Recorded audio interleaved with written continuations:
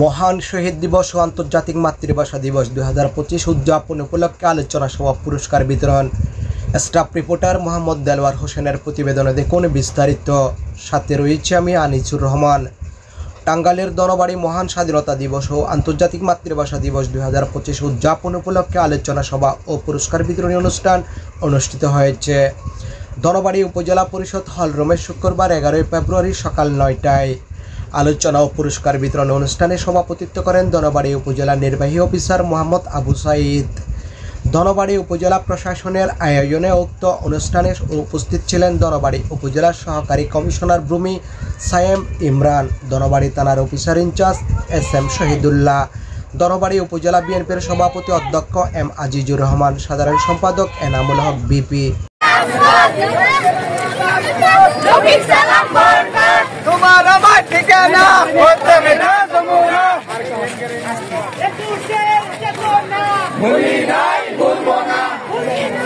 দনবাড়ি পৌর বিএনপির সভাপতি SM সুবহান, সাধারণ সম্পাদক রফিকুল ইসলাম স্বপন, বাংলাদেশ জামাতে ইসলামী দনবাড়ি উপজেলা শাখার আমির অধ্যাপক মোহাম্মদ মিজানুর রহমান, দনবাড়ি পৌর শাখার আমির অধ্যাপক মাওলানা তোফাজ্জল হোসেন, সাধারণ সম্পাদক শরীফুল ইসলাম, দনবাড়ি নওয়াব এসএসট এর মতোয়াল্লি আফিমউদ্দিন আহমেদ, দনবাড়ি উপজেলা মডেল প্রেস ক্লাবের সভাপতি জীবন মাহমুদ শক্তি, সাধারণ সম্পাদক মোহাম্মদ ইমাম হাসান সোহান।